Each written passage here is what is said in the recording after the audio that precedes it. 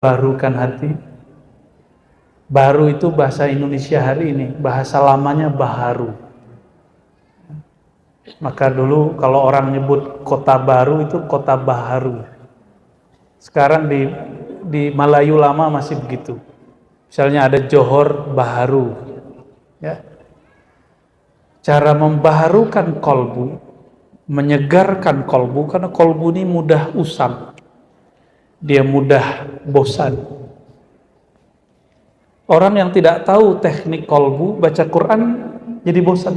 Padahal Quran itu obat kebosanan. Orang yang tidak tahu ma'rifat kolbu, ngaji pun bisa bosan. Orang yang tidak tahu bagaimana cara memahami kolbu, maka dia beragama pun nanti bosan. Maka ada orang murtad. Itu orang bosan beragama dengan agama lamanya, lalu cari agama baru. Ini pesan saya kepada yang mu'alaf, jangan hujat agama lamamu, cukup dalami agama baru. Barukan kolbu dengan apa? Inilah menjadi muqaddimah pada kajian duha ini. Nabi Muhammad sallallahu alaihi wasallam mengatakan, jaddidu imanakum, perbaharui iman kamu. Iman di kolbu. Ini sama dengan kalam, segarkan kolbumu. Bagaimanakah cara menyegarkan kolbu? Aksiru min qawli la ilaha illallah. Perbanyaklah baca la ilaha illallah. Maka orang-orang yang sering membaca ini, hatinya selalu segar, hatinya selalu bahagia, hatinya tidak akan pernah jenuh. Maka kalau kita sudah hijrah, sudah beragama, bahkan ada ustadz, da'i, kok jenuh beragama, jenuh dia, berarti ada yang tidak segar dalam kolbunya. Bagaimana caranya? Dia harus nge-push lagi, diperbanyak lagi baca la ilaha illallah. Ya, saya sengaja karena mau berangkat ke sini malam tadi, ba'da maghrib, kami zikir dulu la ilaha illallah. Ini bukan untuk pamer, tapi tahaddus bin ni'mah, sebagai tanda syukur kepada Allah. Allah izinkan lidah yang hina ini membaca nama Allah, la ilaha illallah. Kami ada bertiga, berempat, ba'da maghrib langsung tahlil 1000. Kami menyebutnya tahlil 1000. Di Aceh disebut ratib 1000. Di Sunda apa namanya? Apa? Wirid Sarewu. Nah itu tuh, kasih nama ya.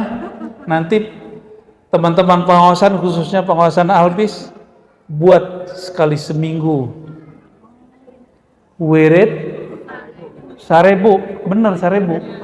Kalau Jawa apa? Sewu. Sewot apa sewu? Itu cuma namanya 1000. Boleh kurang, boleh lebih. Itu hanya menunjukkan banyak. Dan saya merasakan berkahnya. Karena sebenarnya badan saya belum fit ketika berangkat ke sini. Kita diberi hadiah oleh Allah, dibersihkan perut. Yang keluar cuma air 2 hari, alhamdulillah ya. Jadi kalau tenaga saya kurang kuat, mohon dimaklumi ya, karena kita sudah janji lama. Tapi nikmat, makanya saya selalu minum air lebih banyak. Jika air itu menyegarkan badan, maka la ilaha illallah menyegarkan kolbu. Jadi orang yang kurang la ilaha illallah, kolbunya tidak segar, maka marah-marah terus. Beragamanya marah-marah, di kantornya marah-marah, dagangnya marah-marah, berusahanya marah-marah, hati-hati. Nah, maka harus dimasukkan la ilaha illallah, harus benar-benar masuk. Harus benar-benar masuk. Ya. Ada yang tersinggung enggak? Kalau tersinggung, alhamdulillah, berarti pas nyinggungnya. Ya, alhamdulillah, ya. Saya bawa kitab, tapi bentuknya PDF, karena sekarang kalau bawa kitab banyak-banyak nggak muat di mobil. Jadi bawanya masukin ke alat media aja. Kitab yang, karena ini masjid baru, saya sengaja buka kitab yang belum pernah saya kaji selama ini secara terbuka. yaitu kitab Al-Hikam, cuma bukan Hikam Ibnu Athaillah. Hikam yang lebih awal dari Imam Ibnu Athaillah. Namanya Hikam Al-Ghawthiyah. Ketha, kan namanya pengausan. Maka namanya bukan cocok logi. Al-Hikam Al-Ghawthiyah. Ya. Kalau orang bertanya, kok disebut ngaos? Ngaos sama ngaji. Coba tanya orang Jawa, belum Sunda dulu nih. Dalam bahasa Jawa, ngaos itu lebih halus dari ngaji. Habis kursus sama istri. Orang Jawa. Di Sunda juga disebut pengaosan, itu bahasa halus. Jadi kalau dihitung sebenarnya lebih indah mana pengajian dan pengaosan? Pengaosan. Kalau pengajian salah baca penggajian. Seneng ya? Mau. Allahumma shalli ala sayyidina Muhammad. Saudara-saudari kemuliaan Allah, kota Bandung itu kota yang paling disukai anak saya yang kedua yang Allah sudah panggil. Jadi dia kalau lagi ingin berlibur selalu mengatakan Bandung Bi, Bandung Bi. Maka saya kalau ke Bandung, mohon maaf mata saya berkaca-kaca. Semoga jadi investasi akhirat. Amin. Kitab Al-Hikam Al-Ghawthiyah ditulis oleh Al-Imam Al-Ghawth. Al-Ghawth itu gelar untuk pemimpin para wali Allah. Jadi jika ada menteri, gubernur, wali kota, sampai ke bawah RT, yang paling tingginya presiden atau raja. Dalam pemerintahan rohani, ini kan pemerintahan zahir. Dalam pemerintahan rohani juga ada wali. Wali itu ngurusin negeri batin. Mereka ada kepangkatannya. Yang paling tinggi disebut Al-Ghaus. Paling tinggi disebut Al-Ghaus. Tiba-tiba ada bocil lewat. Allahumma sholli ala sayyidina Muhammad. Al-Ghaus berarti hamba Allah yang karena dia makhluk dapat rahmat dan berkah. Al-Ghaus berarti hamba yang di mana dia ada maka kolbu manusia menjadi bercahaya. Al-Ghaus itu yang jika dia berdoa, doanya langsung mustajab. Dan saya bukan Al-Ghaus, ya, jangan salah. Saya bukan Imam Mahdi seperti yang ada orang mengatakan, ya. Itu salah itu, ya, keliru. Ar-Razi, Ar-Razi, ya. Baik. Al-Ghaus ada namanya Al-Qutub. Al-Qutub itu jumlahnya sejumlah dengan jumlah para nabi dan rasul. Rasul berapa? 313. Jumlah nabi, maka sekarang jumlah kekasih Allah berpangkat kutub 313. Selebihnya 124.000 mereka pewaris para nabi. Dan jangan khawatir, kita sedih jika kiai ulama wafat, tapi tidak usah khawatir, Allah akan ganti. Cuma kadang gantinya bukan dari muridnya, kadang gantinya dari yang sebelahnya, kadang gantinya dari tempat yang lain, jauh nun di sana. Nah, imam ini disebut Imam Abu Madian. Dia hidup di abad ke-6 tahun 500-an, wafatnya tahun 590-an. Sekarang tahun 14.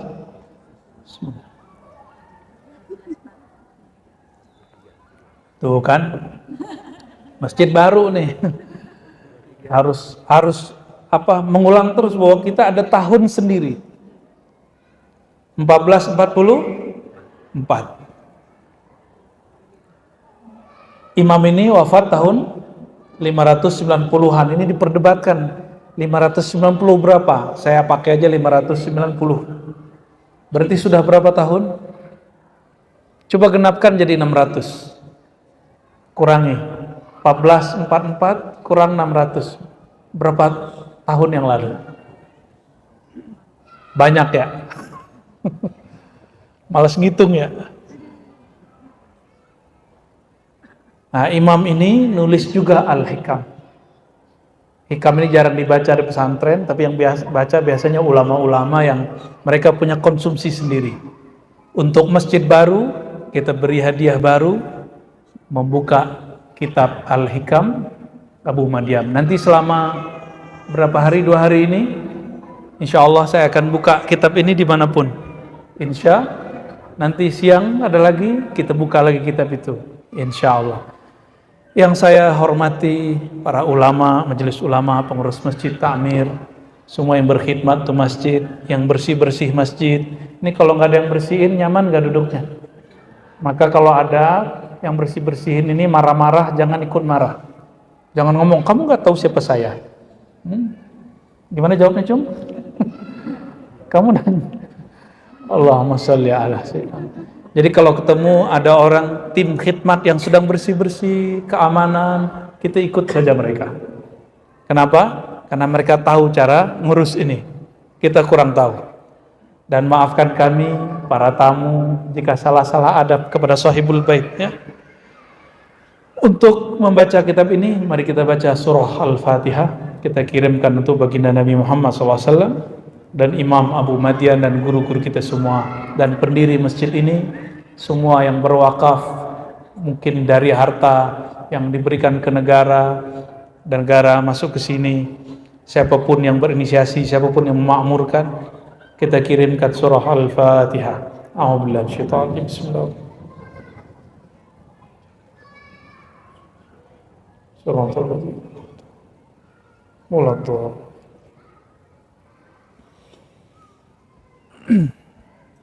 Semua kita cinta Al-Quran. Al-Quran itu secara teks sudah berakhir 114 surat dan sudah tidak turun lagi. Kalau ada orang meyakini bahwa akan ada Quran baru, pastikan itu ajaran menyimpang. Kita tidak seperti itu.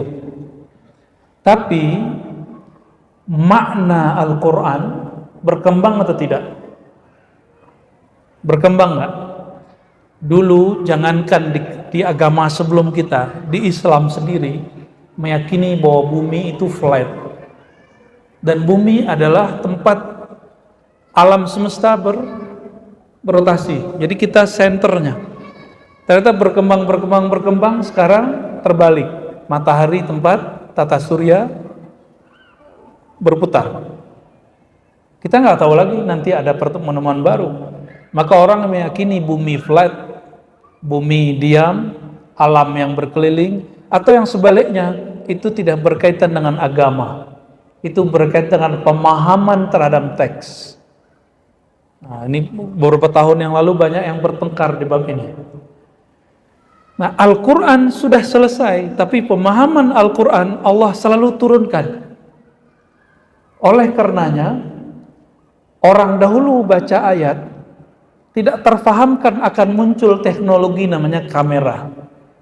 Tapi ketika Ibnul Haytham baca ayat tentang afalam yanzuru ilas sama, apakah mereka tidak memperhatikan langit? Dan kalimat ain, mata, semuanya diteliti, jadilah kemudian awal daripada lensa. Maka kalau tanpa Ibnul Haytham kita nggak punya lensa kamera hari ini, nggak punya kacamata hari ini. Di zaman ini sudah lain lagi. Oleh karenanya pemahaman terhadap Al-Quran berkembang, Al-Qurannya tidak boleh berkembang. Al-Qurannya titik, qul a'udzu binnas, ujungnya minal jinnati wan nas, selesai. Ya. Nah, apa kata Imam Abu Madyam? Al-Quran nazal wa tatanazzal. Jadi ada dua. Al-Quran itu turunnya ada dua jenis. Yang pertama turun kalimahnya, surahnya, ayatnya, itu namanya nazal. Nazala atau nazzala atau anzala, artinya sama. Cuma dibedakan, anzala turun brek ke langit pertama, kalau nazzala turun bertahap. Inna anzalna, surat Al-Qadar. sesungguhnya kami menurunkan hu-nya Quran fi lailatul qadar, pada malam Lailatul Qadar, turun blek semua. Jadi di malam Lailatul Qadar itu malam keberapa? 27, bukan 17. Tapi untuk memperingati nuzul Quran, karena nuzul Quran ini, Quran itu diturunkan oleh Allah kepada kalbu Sayyidina Muhammad SAW, lalu diturunkan ke kalbu para sahabat. Para sahabat berperang pada 17 Ramadan, perang Badar. Karena ahli Quran, mereka berjuang pada hari Badar. Ulama kita merayakan hari Quran itu, perjuangan ahli Quran pada malam 17 Ramadan. Jadi sebenarnya 17 Ramadan nuzulnya bukan nuzul dari atas, tapi itu pejuang-pejuang Quran sedang berjuang. Silakan cari hadisnya. Tidak ada satu hadis pun yang menyebutkan Quran turun malam 17. Silakan, kita boleh taruhan.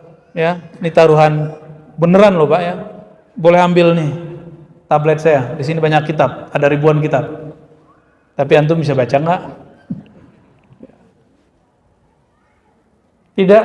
Tidak saya temukan. Yang ada wa unzilal furqan, diturunkan al-furqan yaitu Al-Qur'an pada hari ke-24 atau malam 25. Tetapi malam yang biasanya Lailatul Qadar 27. Maka kita gabung Lailatul Qadar malam ganjil, turunnya Al-Qur'an malam ganjil setelah 20. Wallahu a'lam bis-shawab, ya. Namun ada ulama yang meyakini Lailatul Qadar itu mulai dari malam pertama Ramadan sampai akhir Ramadan. Cuma saya tidak menemukan dalilnya. Jadi Al-Qur'an itu turunnya dua jenis. Satu nazala.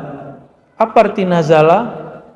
Turun dengan huruf, kata-kata, jumlah, dikumpulkan kata-kata jadi ayat, dikumpulkan ayat jadi surat, dikumpulkan surat semuanya 114 menjadi mushaf Al-Quran. Itu sudah selesai, itu nazalah. Maka tidak ada lagi Quran. Ada teman saya yang bertanya, oh di Iran ada Quran Syiah. Kebetulan saya punya mahasiswa santri lagi kuliah di sana S2. Saya tanya, betul ada Quran? Oh enggak ada Quran baru, enggak, sama. Qurannya sama. Berarti tidak ada. Mau di sana di sini sama. Di sana dan di sini sama. Lalu yang kedua, ini yang bagian kita. Kalau nazala atau nazala turun ke Nabi Muhammad SAW. Jadi kalau nazala turunnya kemana? Allah turunkan ke Lauh Mahfuz, ke Sayyidina Jibril, lalu ke Nabi Muhammad SAW. Tapi Allah juga langsung ke Nabi Muhammad SAW. Ada yang langsung. Bahkan sebenarnya Quran itu langsung diturunkan kepada Nabi Muhammad SAW. Sedangkan secara huruf per hurufnya baru diturunkan lewat malaikat Jibril.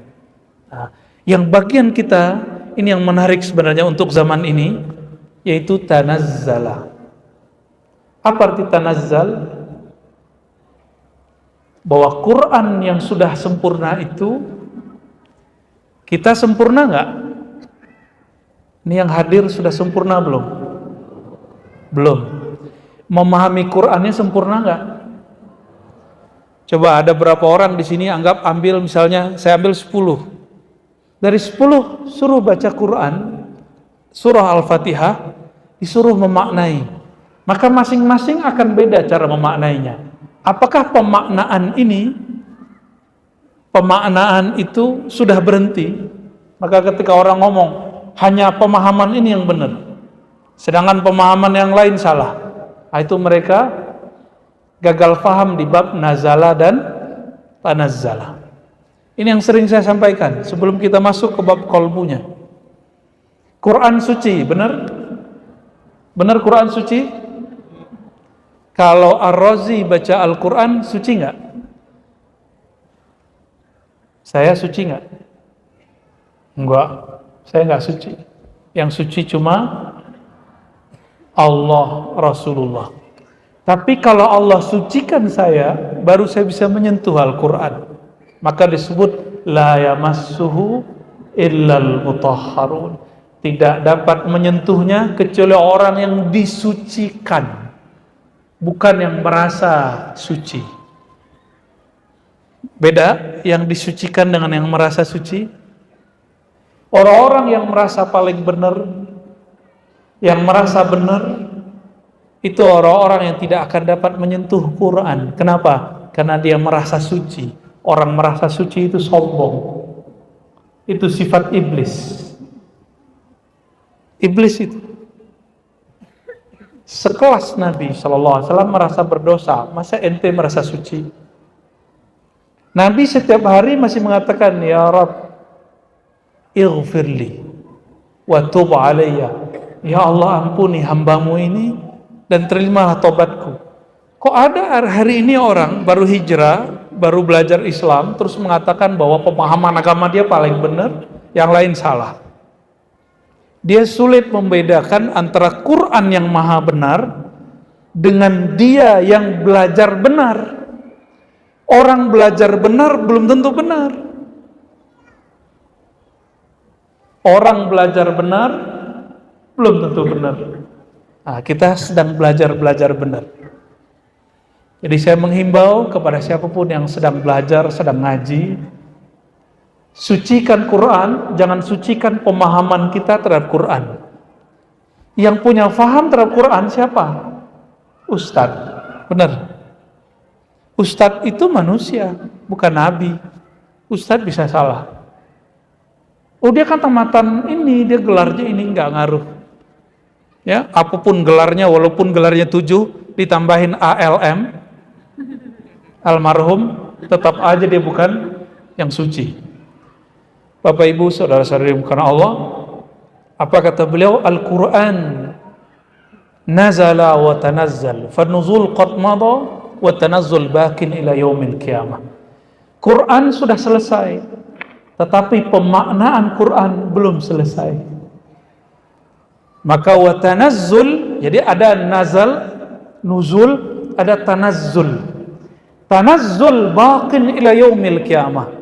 Sedangkan tanazzul, turunnya pemaknaan Quran ke dalam qalbu akan berlanjut sampai kiamat. Ini yang ngomong Imam Abu Madian, disebut tanazzul. Maka orang siapa saja yang mendapatkan makna Quran, dia pewaris Nabi sallallahu alaihi wasallam.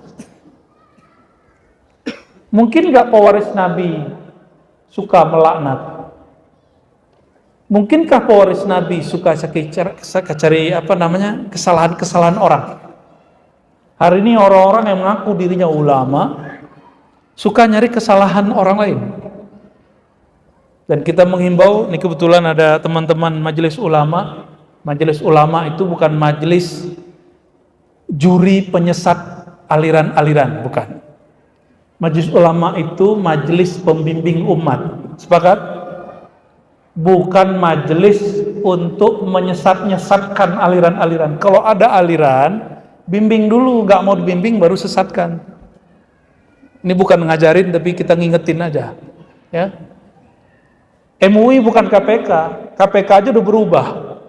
Dari dulunya suka tangkap tangan, sekarang sudah suka mengedukasi. Nggak langsung tangkap. Dulu kan kayaknya prestasi. Setiap kali hari Jumat, masih ingat? Itu hari yang menegangkan. Ya, Jumat Keramat.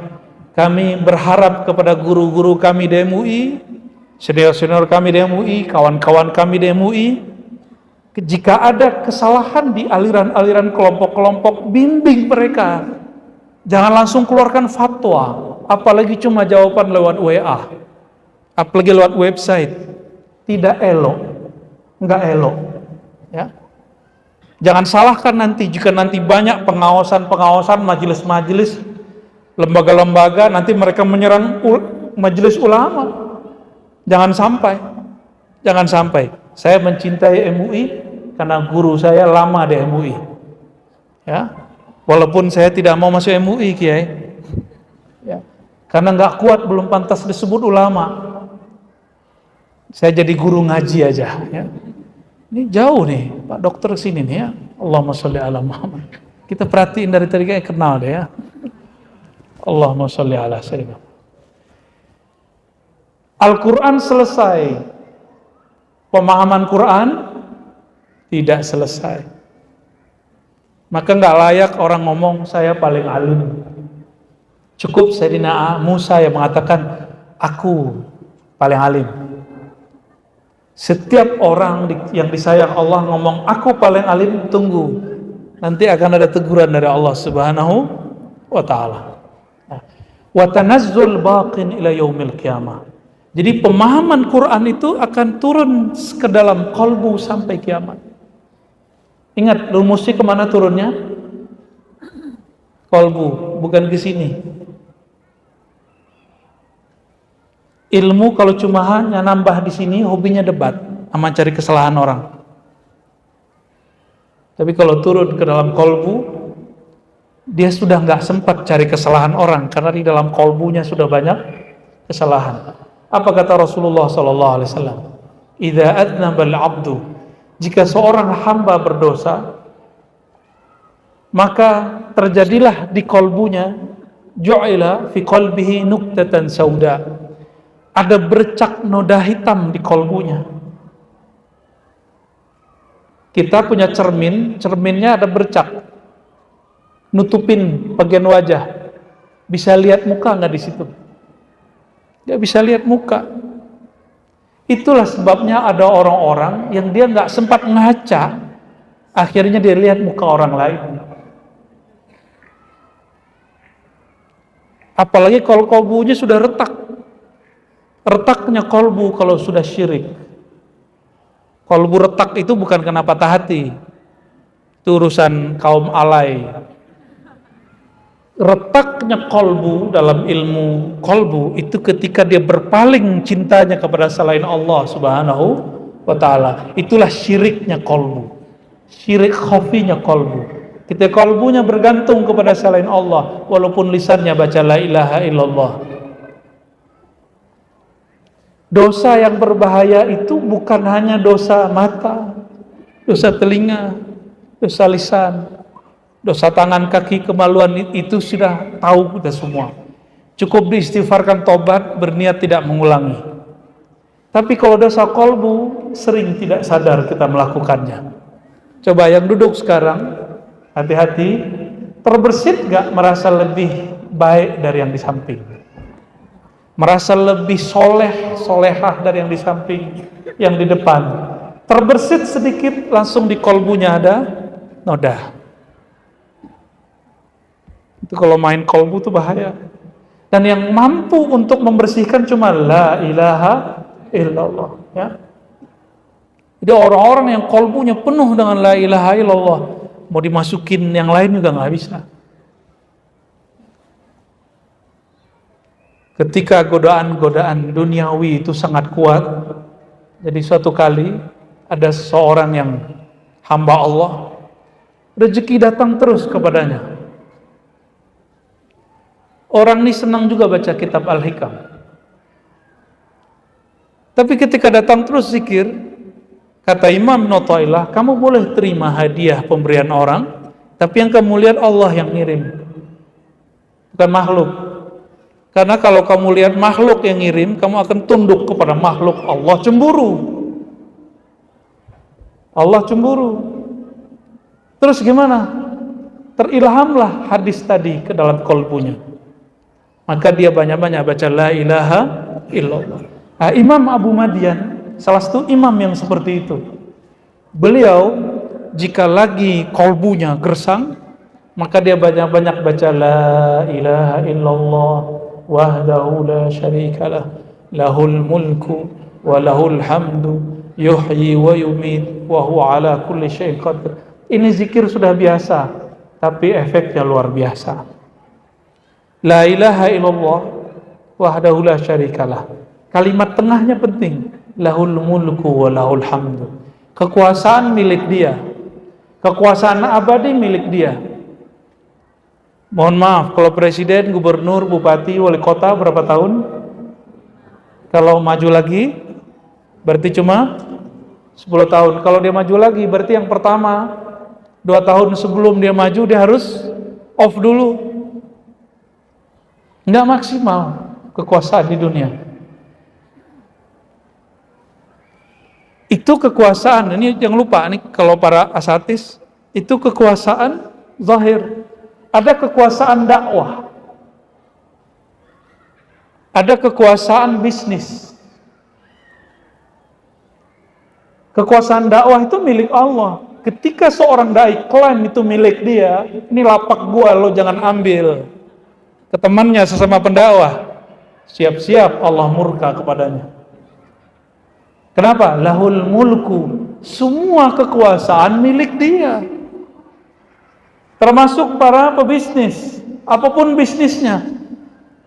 Selain kekuasaan Allah ada masanya, kadang naik, kadang turun, kadang naik, kadang turun, begitu terus. Pandemi, semua orang berbisnis di Bandung, gak hanya di Bandung, di mana-mana. Semua kena hajar, jatuh tiarap, tapi ada beberapa yang dapat berkah. Benar nggak?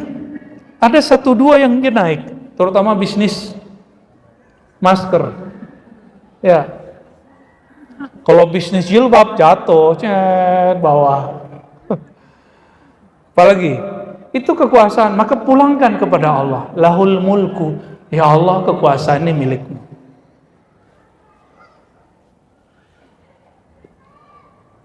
Lahul mulku wa lahul hamdu. Lahul hamdu penting lagi. Baginya semua pujian. Bolehkah kita dipuji orang? Boleh. Boleh dipuji nggak Kiai? Boleh. Yang penting yang maha terpuji Allah, maka kita kembalikan pujian kepada dia. Saya sering nanya, apalagi yang suka merias-rias jilbab, ya, wajah. Itu wajah siapa yang punya? Beneran. Jadi kalau yang dipuji siapa yang senang? Kok yang senang dirinya?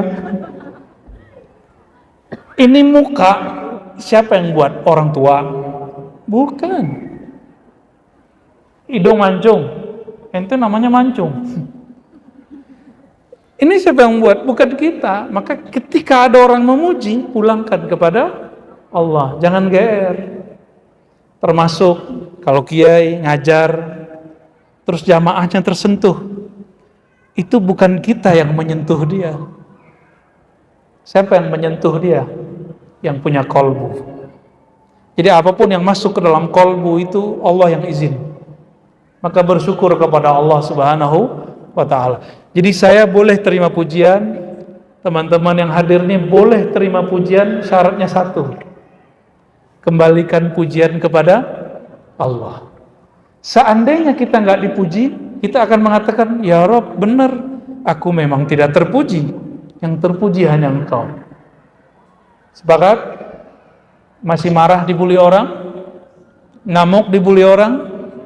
Berarti nggak lolos baca La ilaha illallah wahdahu la syarikalah lahul mulku wa lahul hamdu. Itu yang modal awal. Ini bacaan udah dibaca sedari TK, tapi udah tua kok masih nggak paham juga. Silakan baca ini dirasa-rasakan. Ini wirid Imam Abul Hasan Syazili. Beliau baca setiap pagi dan sore. Kalau sibuk 10 kali, jika standar beliau baca 100 kali. Pagi sore. Silakan diamalkan, ya.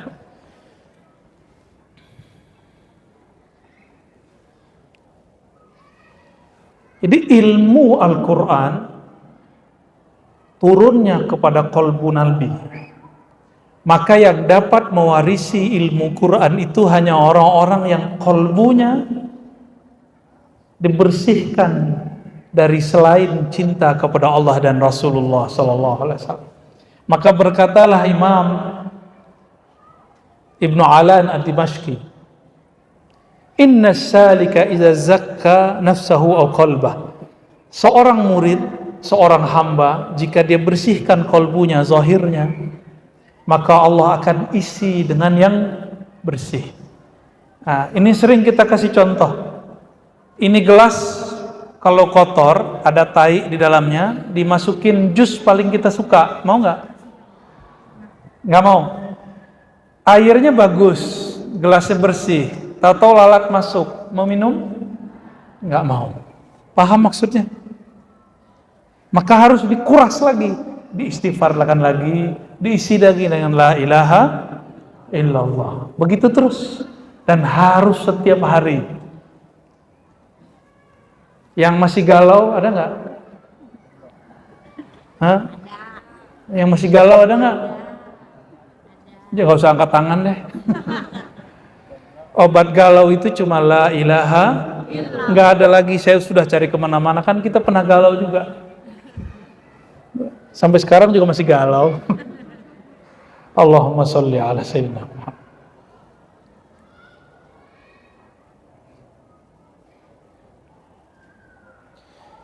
Al-Quran turun kepada kolbu Nabi, maka pemahaman Quran hanya turun kepada kolbu orang yang mengikuti Nabi Sallallahu Alaihi Wasallam. Bagaimana cara ikut Nabi? Saya mau tanya, Nabi itu, mohon maaf nih Albis nih, Nabi itu datang pakai fashion atau pakai kolbu?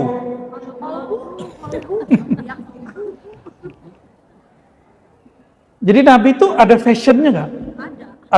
Ada stylenya nggak Nabi itu? Atau Nabi fleksibel orangnya? Sangat fleksibel. Nabi itu, nih jangan ditiru Pak yang ini berat. Kalau yang sanggup aja. Nabi itu bukan orang miskin. Bajunya kebanyakan impor. Jangan ditiru. Jadi Nabi itu punya jubah. Ini namanya jubah. Ini jubah. Makasih ya Albis ya. Ini jubah. Nabi itu ada jubah Syamiyah atau disebut jubah Rum. Jubahnya itu ada ikatnya, ada kancingnya. Ada jubah Bahrain, ada jubah Yaman, ada jubah Mesir, macam-macam. Nabi koleksi. Gimana Nabi koleksi? Ada yang beliau dikasih hadiah, ada yang beliau beli. Nabi itu suka beli juga. Beliau masuk ke pasar, beli kuda. Tuh, kuda Nabi beli langsung. Tahu-tahu dikerjain sama Arab Badui. Udah beli, kata orang Arab Badui, ente belum beli. Dia nggak tahu yang diajak ngomong adalah Rasulullah SAW. Nabi itu sering masuk. Karena Nabi ini dulu pedagang, jadi suka bertransaksi. Apa kata orang Arab Badui? Muhammad, yamshi fil aswaq, kata mereka. Apa-apaan Muhammad?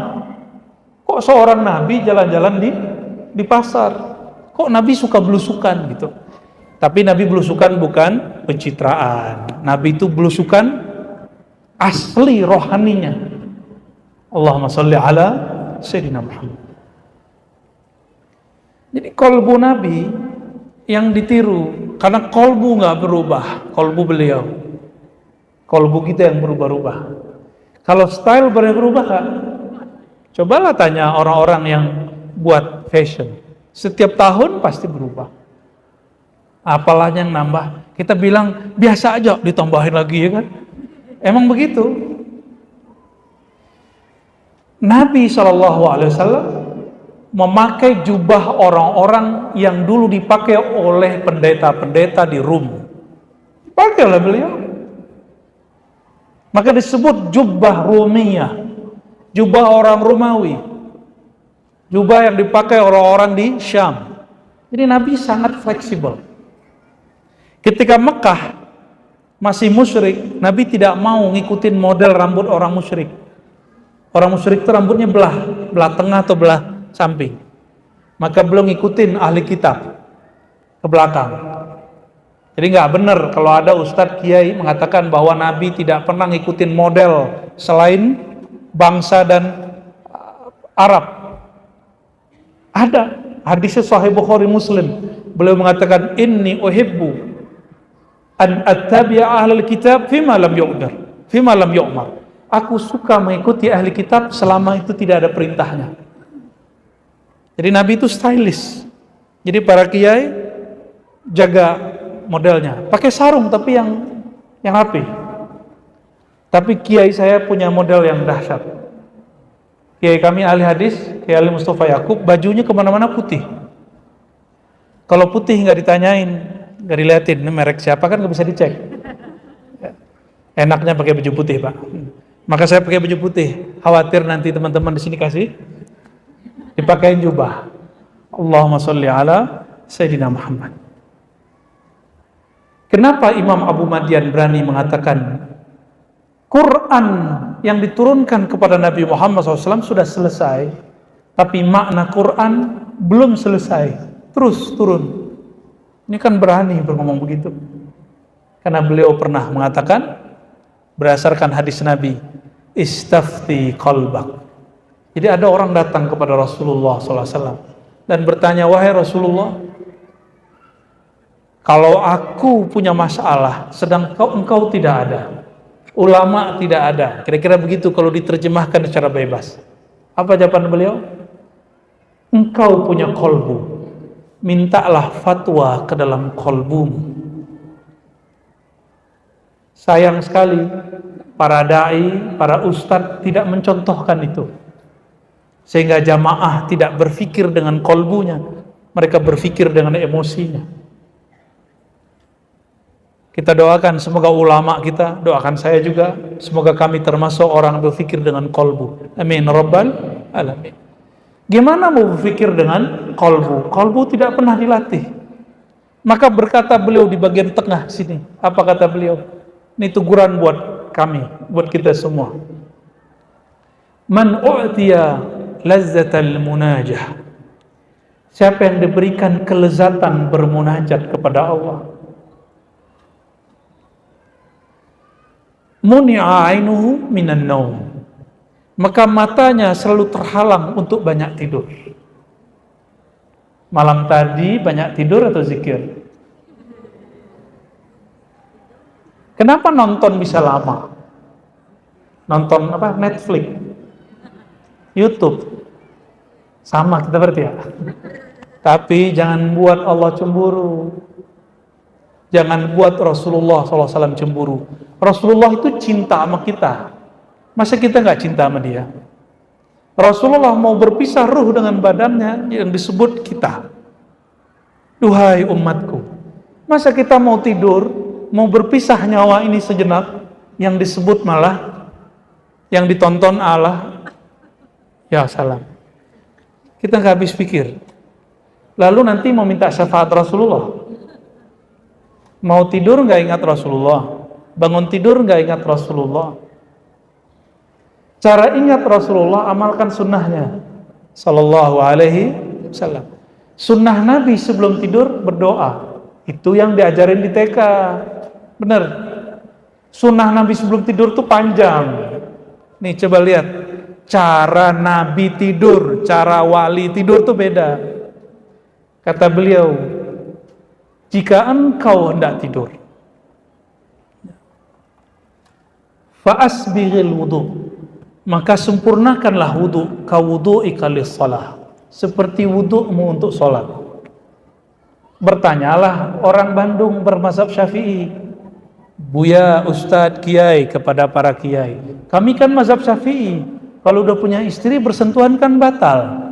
Tuh lupa dia, ini wuduk mau tidur, bukan wuduk mau sholat. Peluk-peluk aja nggak apa-apa, salam-salam dicium-cium nggak ada masalah. Itu bagian daripada tanda cinta. Ketika kita sudah berkeluarga, batal nggak? Kalau mau sholat wudhu lagi, tapi kalau di luar sholat, zikir, baca Quran nggak perlu wudhu. Jadi Nabi sebelum tidur ngapain? Wudhu. Wudhu yang pertama dibersihin apa? Tangan dulu, yang sunnah. Terus yang rukunnya wajah. Kenapa wajah? Wajah kita biasanya berminyak, benar ya? Benar nggak? Apalagi kalau kurang-kurang cairan, maka dia akan mengeluarkan keringat supaya dia stabil. Maka kalau lihat wajah saya mengkilat, itu bukan Nur Muhammad, itu bukan. Ya, itu karena kurang minum itu, Allahumma sholli alaihi wasallam.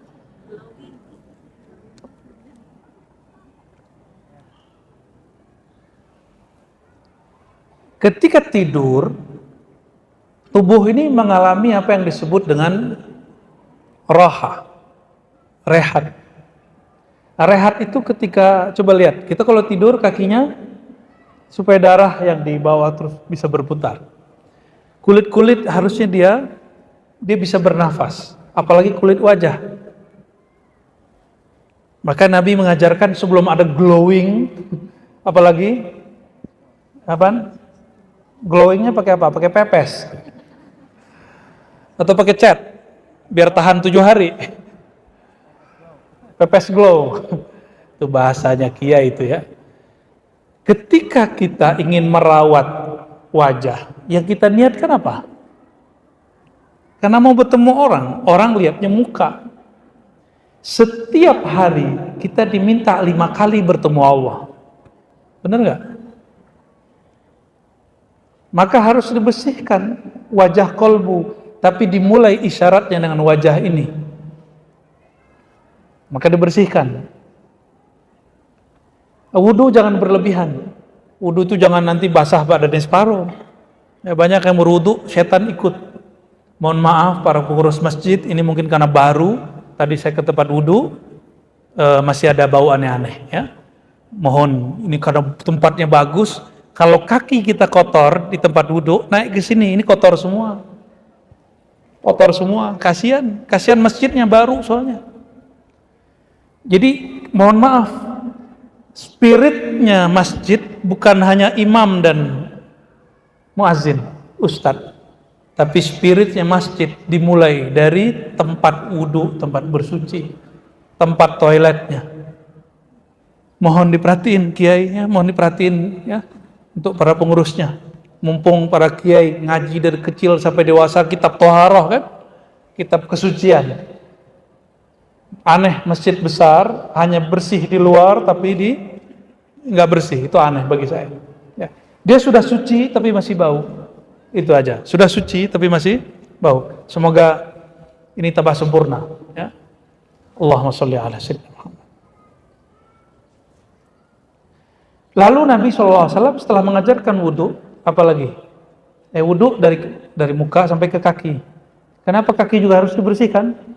Karena ternyata selama kita jalan itu banyak bakteri yang nempel. Jadi kalau tidur nggak cuci kaki, siap-siap banyak penyakit. Penyakit kulit, penyakit di kaki, itu sebabnya karena nggak wudu. Mau ngamalin? Nah, ini hadis Sahih Bukhari loh, nggak usah ngomong ngamalin. Ya, ini cara Nabi tidur. Setelah itu apa yang beliau lakukan? Fatimah datang.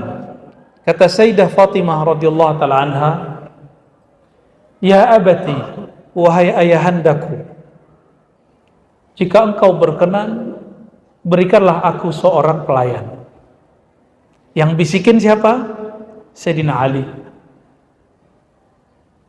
Kata Sayyidina Ali, karena sayang kepada istrinya, Dek Fatimah. Kalau orang Sunda manggil apa? Neng. Neng Timah gitu ya. Neng Ipat. Nah, Neng Ipat minta tuh ke Abah, beliau bawa banyak pelayan dan budak dari luar. Minta satu aja. Rasulullah SAW ketika diminta, yang lain dikasih, anaknya enggak. Beliau ternyata ngerti umur anaknya enggak pendek. Untuk berkhidmat ke suaminya Sayyidina Ali, puas-puaskan khidmat. Cuma enggak dikalamkan. Apa kata beliau? Wahai Fatimah, jika engkau hendak tidur, amalkan ini. Ini lebih baik daripada engkau punya pelayan. Subhanallah, alhamdulillah, Allahu Akbar, masing-masing 33, Allahu Akbarnya 34. Pulang-pulang, Sayyidina Ali sudah senang, dikira bawa pembantu, bawa pelayan, bawa asisten. Ternyata yang dibawa apa? Nah, inilah para sahabat Nabi, keluarga Ahlul Bait Rasulullah SAW. Mereka jika dikasih duit, dikasih ilmu dari Rasul, mereka pilihnya mana?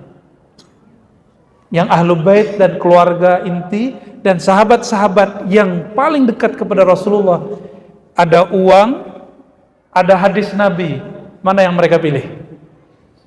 Hadis Nabi. Kalau orang Bandung pilihnya apa? Ada amplop, ada hadis. Pilih mana? Dua-duanya. Milih itu salah satu. Kalau duit bisa habis gak? Ilmu itu sifat Allah, akan kekal bersama Allah. Maka siapa yang ingin dikekalkan Allah, bersamalah dengan sifatnya. Sayyidah Fatimah kemudian mengamalkan itu dan mengatakan, wahai suamiku tercinta, ayahandaku memberi hadiah lain yang lebih mulia, yaitu subhanallah 33, alhamdulillah 33, Allah Akbar 33, tapi genapkan 34. Mau ngamalin? Disebut dengan zikir Fatimah. Ini hadis sahih Bukhari dan Muslim. Disebut zikir Fatimah, tapi yang mengamalkan Sayyidina Ali. Kata Sayyidina Ali, seumur hidupku aku tidak pernah tinggalkan amalan ini. Hatta ketika kami musim perang terparah yang pernah dialami beliau, namanya perang Siffin. Itu perang dunia terbesar saat itu. Sayyidina Ali mengatakan, biasanya aku baca di awal malam. Ini aku baca sebelum subuh. Qadha namanya. Selevel Sayyidina Ali masih mengqadha amalan sunatnya. Padahal dia sudah wali Allah, sudah sahabat Rasulullah, mantu Rasulullah, sahabat Nabi Rasulullah SAW, saudara sepupu Rasulullah SAW, bahkan dia babul ilmi. Sayyidina Ali itu kalau diam-diam aja sudah pintu ilmu, nggak perlu ngapa-ngapain beliau itu, cukup amalan-amalan biasa aja, tapi beliau masih ngamalin itu. Mau bertemu Sayyidina Ali, Sayyidah Fatimah nanti di surga, sebelum ke surga di padang mahsyar, mau amalkan ini sebelum tidur, ya, amalkan, nggak perlu ijazah, langsung amalkan, karena hadisnya sahih dan hadisnya terbuka, langsung diamalkan. Sebelum tidur berapa kali? Subhanallah, alhamdulillah, Allahu Akbar. Satu subhanallah, satu pohon di sorga. Pohon di sorga rindangnya kalau kita jalan 100 tahun perjalanan. Itu tanah berapa tuh? Berapa meter tuh? Maka orang-orang yang kaya di akhirat, ciri-cirinya di dunia, dia tidak luput membaca subhanallah bihamdihi subhanal azim setiap hari. Mau cari tahu orang tajir di dunia, tajir di akhirat, ini amalannya. Allahumma sholli ala Sayyidina Muhammad. Sedikit lagi. Lalu Rasulullah baru mengajarkan beberapa doa. Ada yang panjang, ada yang pendek. Yang pendek itu kita baca apa? Bismikallahumma. Ya, ada kalau di Bukhari dibalik. Bismikallahumma amutu wa ahya. Tapi Imam Nawawi meriwayatkannya dibalik. Ahya wa amut. Artinya sama. Artinya mengerikan loh. Ya Allah, dalam namamu, dengan namamu, melalui namamu, aku masuk ke alam kematian. Amutu, aku masuk ke alam kematian. Maka orang-orang yang baca ini seharusnya sudah tidak takut mati. Karena setiap hari dia conditioning mau mati. Setiap malam. Cuma kalau bapak-bapak lainnya kiai ya, setiap Jumatan, Assalamualaikum warahmatullahi wabarakatuh. Mulai Bismikallahumma ahya wa amut. Jadi dari ujung sono sampai ujung sono tuh bunyinya, ya, ibu-ibu nggak tahu ya, ibu-ibu nggak pernah Jumatan sih ya. Apalagi khotbah nggak pernah kan? Khotbah Jumat nggak pernah kan? Ibu-ibu sih ya. Bapak ibu, ini rahasia kami bapak-bapak ini. Ya, kalau Jumatan itu kesempatan untuk masuk ke alam gaib. Betapa nikmatnya, ya. Dan saya sering disampaikan orang, Buya, terima kasih ceramahnya selalu mengantarkan tidur saya. Itu antara sedih dan bahagia. Sedihnya, ya Allah, aku ditinggal tidur. Tapi bahagianya, kenapa saya bahagia? Saya ketemu dengan psikolog. Kata seorang psikolog, orang itu hanya dapat tidur jika perasaan dan pikirannya tenang dan damai. Makanya orang mencari ketenangan, kedamaian itu dengerin musik, instrumen, iya, apapun.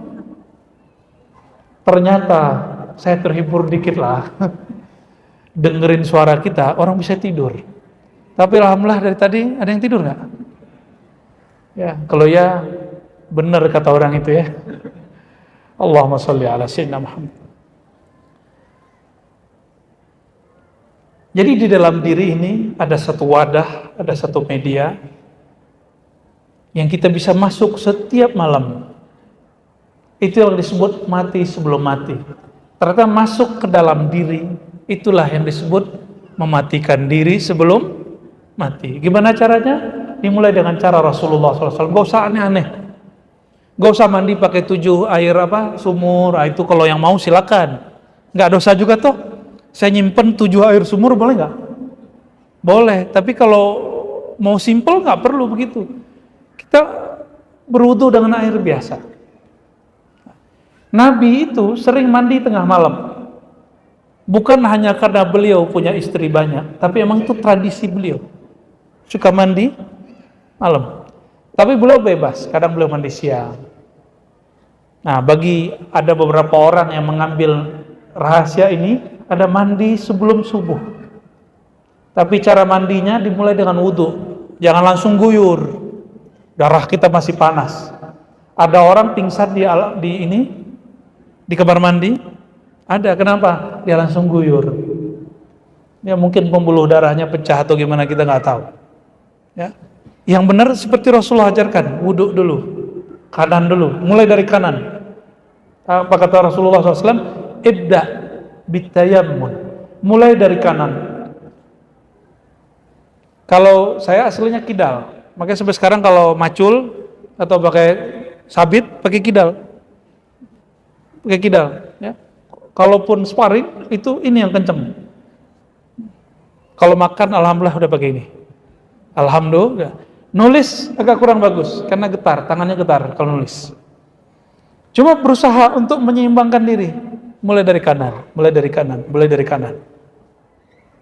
Hatta memandikan orang yang meninggal itu tetap pakai kanan. Kata Rasulullah SAW, mulai dari anggota wudhu dari kanan. Orang mati pun dimulai kanan, apalagi orang yang hidup. Mulai dari kanan, al-yamin, ya, kanan, al-yumna. Maka Allah akan bukakan rahasia-rahasia kebaikan rahmat. Makanya Rasulullah SAW suka kalau baring kemana? Miring ke kanan. Nah, dia kalau ke kanan, istrinya berarti di depannya. Jangan dibalik, ya. Kadang-kadang kita kebalik ya. Nah, kita di sini, baring kanan. Dan cobalah zikir, kalau tadi bismikallahumma aya wa amut itu di lisan. Kalau di kolbu, ini zikirnya Imam Abu Madian sebelum wafat. Ternyata ini zikir dia sebelum meninggal. Apa zikirnya? Allahu hayy, Allahu hayyu qayyum, Allahu hayy, gitu. Hayyu. Saya dengar beberapa masyayikh zikirnya begitu. Allahu hayy, bukan hayy begini ya. Hayyu. Allahu hayyu. Hayyu disukunkan Allahu hayyu. Ini malamnya Abu Madian. Ketika belum mengatakan Allahu hayyu, meninggal. Karena beliau tidurnya dengan cara itu. Ini amalan siapa? Imam Abu. Maksudnya apa Allahu hayy? Ya Allah, Engkaulah yang maha hidup, sedangkan aku tidaklah hidup kecuali dengan hayatmu hidup.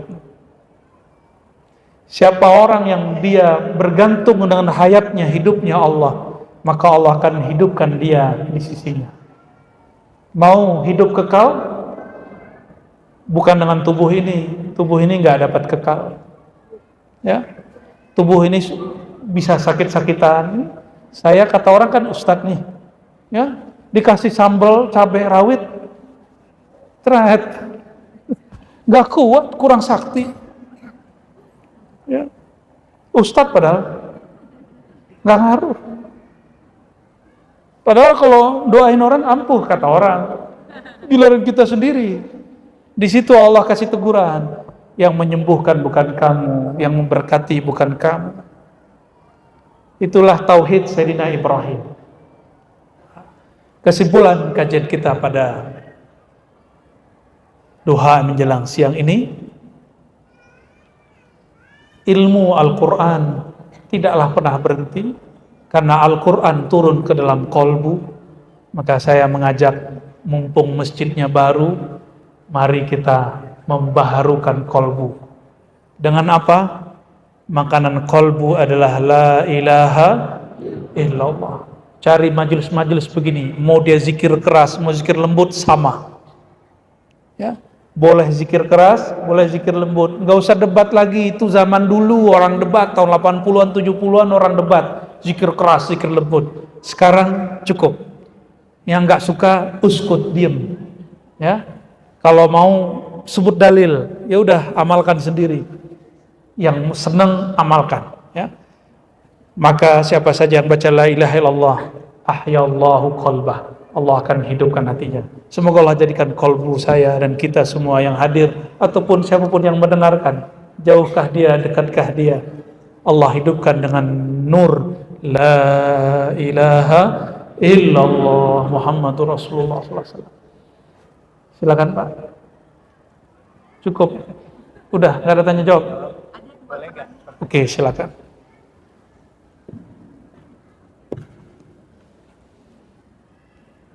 Ya, terima kasih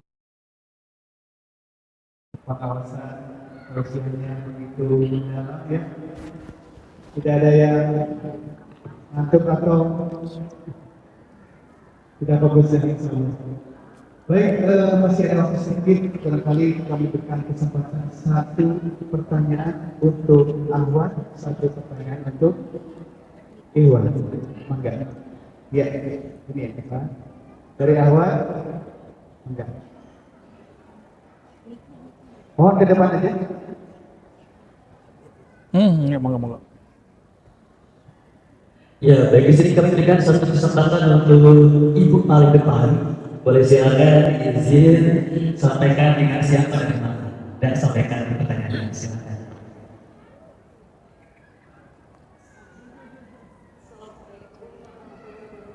Assalamualaikum.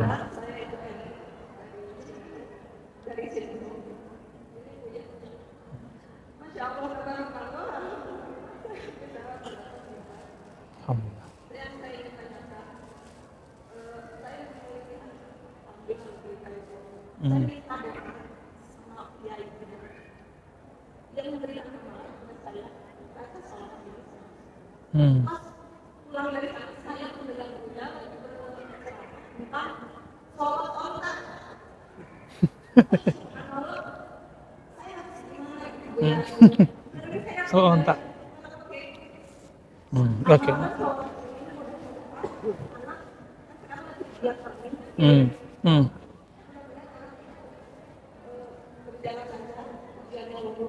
Oke.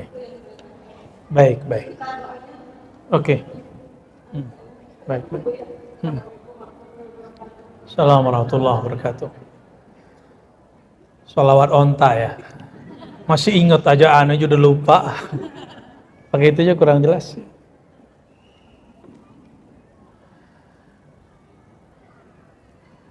Sholawat itu ada tingkatan-tingkatannya.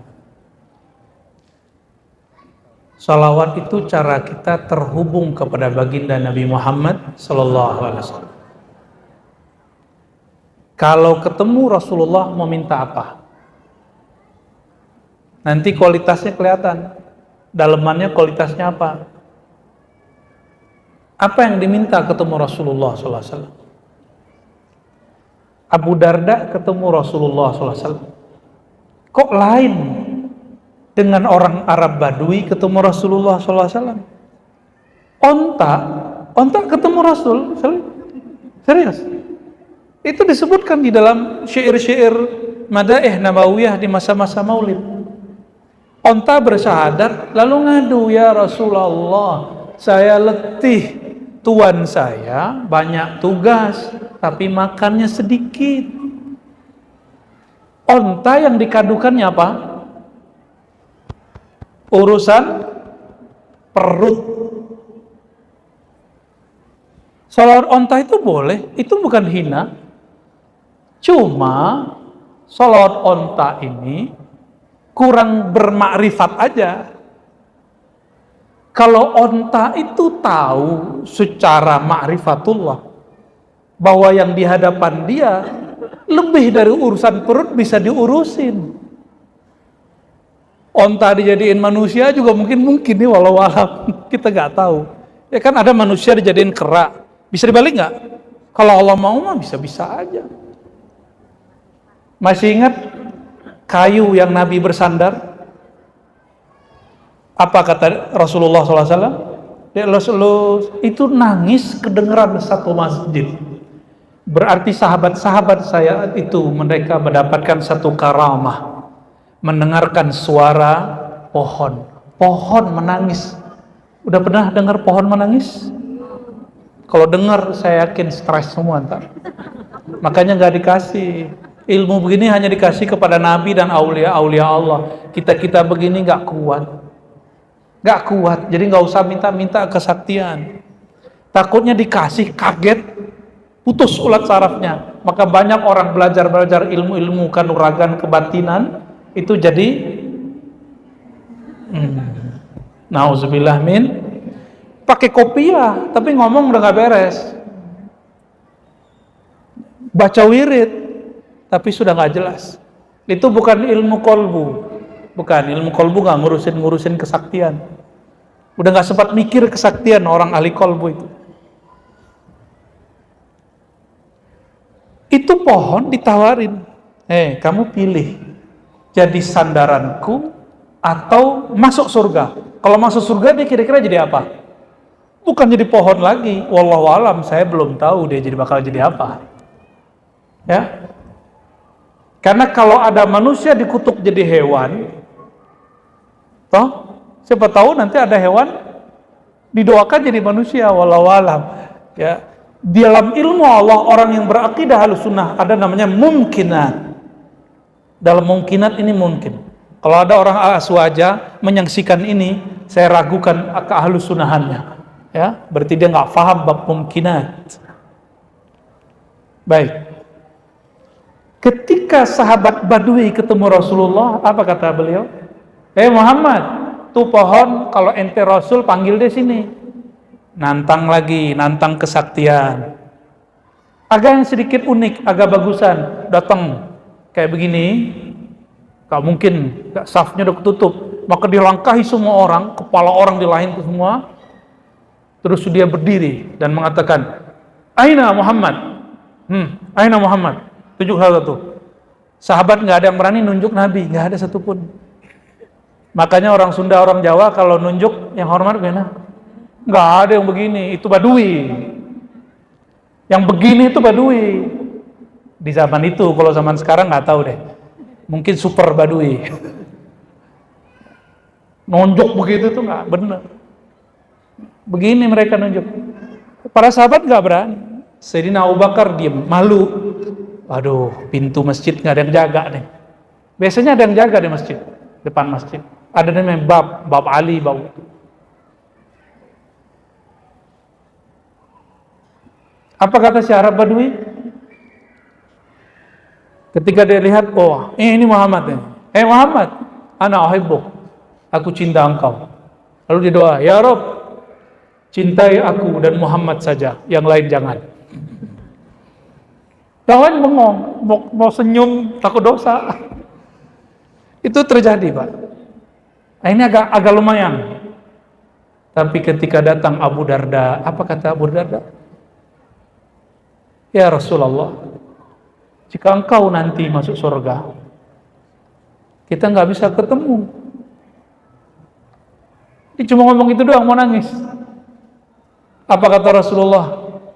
Wahai sahabatku, anta ma'a man ahbabta. Engkau akan bersama yang engkau cintai. Tuh pertanyaan sholawat Abu Darda begitu. Abdullah bin Mas'ud, maka Abdullah bin Mas'ud buat sholawat sendiri. Allahumma ja'al shalawatika wa barakatika ala Sayyidina Muhammad Nabi Rahmah, Rasul Rahmah, terus sampai akhir. Dia buat sholawat sendiri. Sayyidina Ali juga buat sholawat sendiri. Jadi sahabat-sahabat yang levelnya tinggi itu kalau bersolawat kepada beliau murni karena cinta kepada beliau. Mengenai hajat, ibu nggak doa, Allah sudah takdirkan belum? Sudah. Maka doa itu bukan kasih tahu Allah. Doa itu hanya bermanja-manja kepada Allah. Bermanja-manjalah kepada Allah. Maka kami paling senang satu doa yang disusun oleh Imam Syazili, yang secara rohani beliau dapat izin dari baginda Rasulullah SAW, namanya Hizbul Bahar. Mukaddimahnya bagus. Ini amalannya kiai-kiai.